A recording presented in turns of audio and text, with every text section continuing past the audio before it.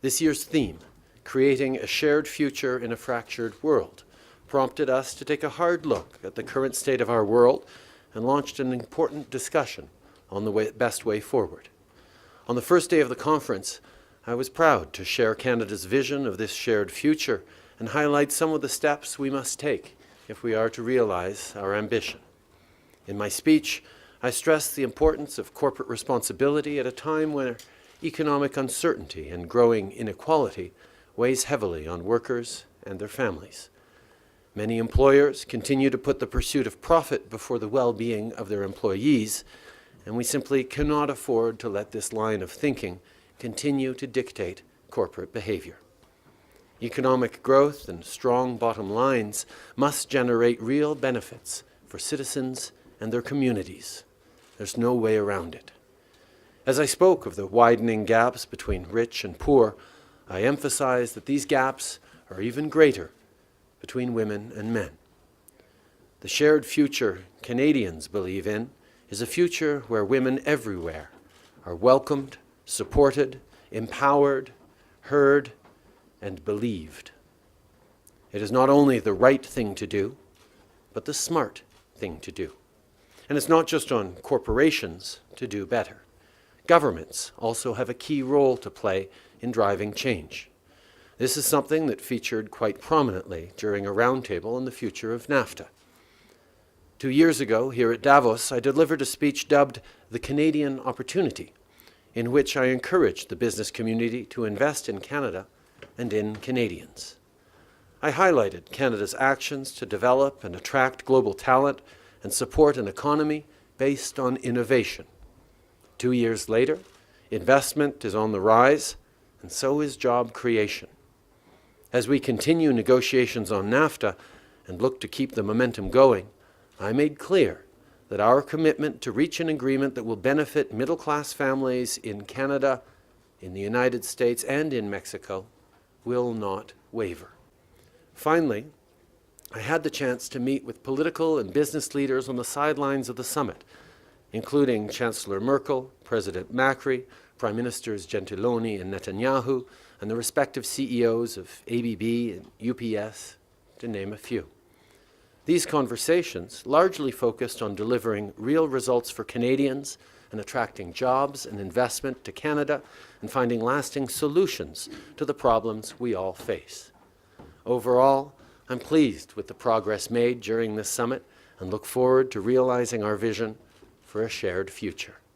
Once again, thank you all for joining us today. I'm now happy to take some questions. Minister Trudeau, Mercedes Stevenson, CTV National News. Thank you for taking our questions. You just mentioned global leaders who are here. President Trump has arrived. You're not meeting with him. Why not? People know that I have many opportunities to exchange on a regular basis with President Trump. We talk on the phone fairly regularly. We see each other at a broad range of international and local venues. When we're in Europe, each of us is focused on seeing folks we don't see nearly often enough, and we'll continue to make sure we have open lines of communication anytime we need them. Second question, more domestically focused, also in English and French if you could, sir. Could you give us your thoughts on the allegations brought against Patrick Brown today and his resignation in the wake of that as leader of the PC party? As I've said many times, it's extremely important that we make absolutely clear that sexual harassment, sexual assault is unacceptable. We take these allegations extremely seriously whenever they come up. Obviously, my thoughts turn immediately to the women who came forward, knowing how difficult it can be, to salute them for their courage and their leadership, and certainly hope that their example will resonate, and that the support of their friends, their families, and the community at large remains with them.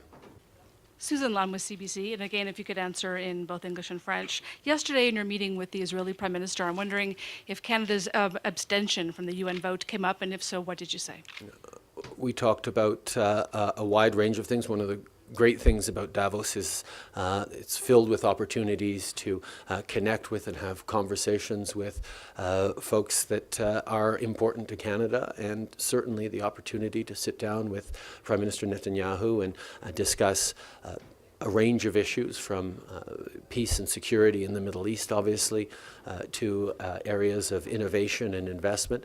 And yes, I reiterated Canada's support for a two-state solution that will be reached through direct negotiation with the parties.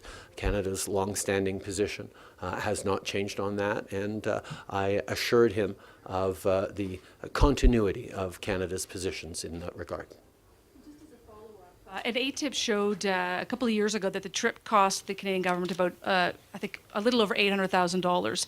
What concrete examples can you give to Canadians back home of the benefits of this trip, I guess, bang for their buck, if you will?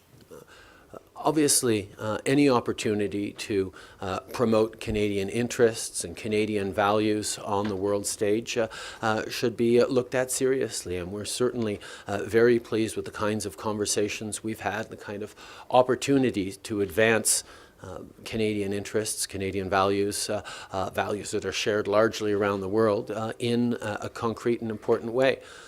But to mention more specific examples, 2 years ago I had my first meeting with Satya Nadella, the CEO of Microsoft, and in the subsequent 2 years we've had many further conversations that have led to further investments by Microsoft, greater partnership on creating a better linkage between Seattle and Vancouver, for example, and we were happy to continue to build on that specific conversation here. There are many examples of conversations like that that have led to positive outcomes, whether it was the conversations with Mary Barra 2 years ago at GM that led to significant investments in engineering jobs in Markham, Ontario, whether it was conversations over the past 2 years with Jim Smith of Thomson Reuters that led to significant investments and moving of the Thomson Reuters headquarters back to Canada, to Toronto, which has created many jobs. The opportunities to engage with global investors and global leaders to make a strong case for Canada has contributed to the economic growth and the rise in investment over the past 2 years, and we're happy to be back to talk about our successes and build on more. The opportunity that Canada has to deepen its trade ties with the world is one that we take very seriously. We successfully improved and closed the deal on the Canada-Europe trade agreement, which is a progressive deal that is going to benefit workers and families right across Canada and across Europe. We're working very hard on ensuring that the improvements we're going to make to NAFTA benefit workers and ordinary folks in our three countries. And as we approach the TPP, we've been very clear that we expected to see that it would be a good deal for Canada, which was why we had a lot of difficulty simply accepting the deal that the previous government had negotiated on TPP, which didn't align with our priority to put the concerns of workers and citizens at the forefront of trade deals. I have to say the conversations were extremely productive, and again want to salute Prime Minister Abe for his leadership and his patience as we worked through this process, and we've gotten to a good place where I can say to Canadians and indeed to people around the world that progressive trade is possible, and that the CPTPP is an example of what can be done when countries come together to build better economic opportunities for themselves, for their neighbors, and for future generations. Obviously, with any trade deal, there's a need to understand the various impacts that it'll have on specific sectors, and we look forward, as we always will, to working with various sectors in Canada to ensure that the benefits of trade are shared and looked on as real opportunities. I have been very consistent in talking about NAFTA, that it is a good deal for Canada, for the United States. It has been. It has created millions of jobs on both sides of the border and in Mexico over the years, and it has created economic growth on our continent that has been remarkable. Obviously, there are always opportunities to improve a deal that is close to 25 years old, and that's what we have undertaken diligently and responsibly. And our focus has consistently been on creating a deal that is good for Canada and for the United States and for Mexico and for the citizens and workers of all our three countries. And we know, furthermore, that that is eminently possible.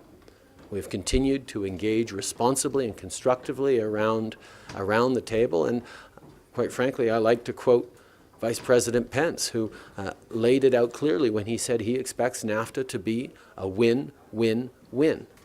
I know we are going to be able to get there, and I'm going to keep repeating that as often as I can, because so many jobs in Canada, in the United States, in our three countries, rely on the smooth flow of goods and services back and forth across our borders. Prime Minister, in your speech on Tuesday and today, you've talked about corporate greed and the fact that companies shouldn't just pursue profits and forget about workers. A shining example of that is in Canada, where Sears has gone under. It's totally left its workforce without any pensions. Well, the executive team walked away with fat bonuses and very fat pensions. What are you going to do about it?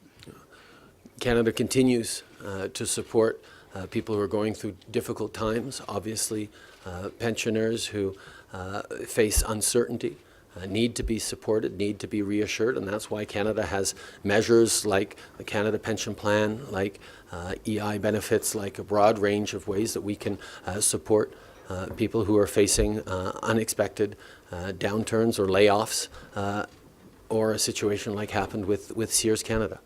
We continue to look for ways we can support folks who are facing real financial difficulty, and we continue to expect that corporate responsibility and corporate behavior understands that the behaviors of the past that put profits before people simply cannot continue. We need to understand that benefits to shareholders, yes, but also benefits to communities, benefits to workers, benefits to all stakeholders in a company's success are an essential part to essential way of approaching the challenges we'll be facing in the future in a changing world.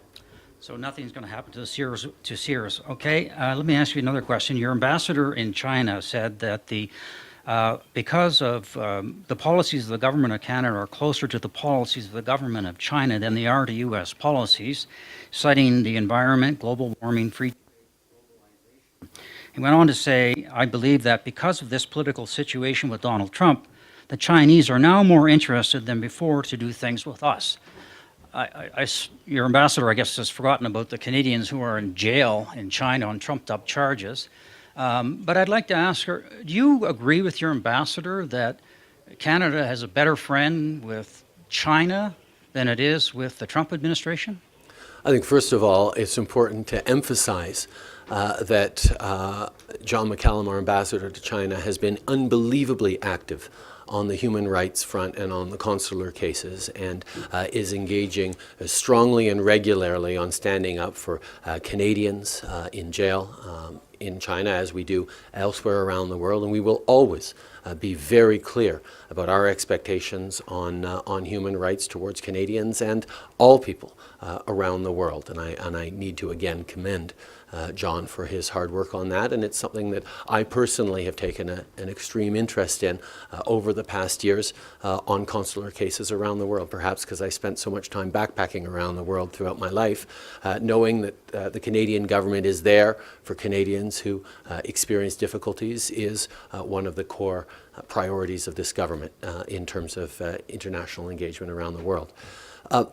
In regards to relations with a broad range of countries, our approach, my approach, Canada's approach, is always to look for common ground. Look for ways we can agree, ways we can collaborate, ways to work together. If we look for, we will always find areas of sharp disagreement and significant difference with any country around the world. But I know that fighting for the interests of Canadians, fighting for better jobs, creating greater economic opportunity, but also creating progress on the values that matter to Canadians requires us finding those elements of common ground. And on issues like the environment, on the issues around trade, we're always looking to work with significant countries like China that are showing initiative and leadership on that. Doesn't mean we're going to agree with them on everything, far from it. But it does mean we will always look for ways to work together. It's certainly what I do with the United States. It's what I do with China. It's what I do with countries around the world. And more importantly, it's what Canadians expect of me.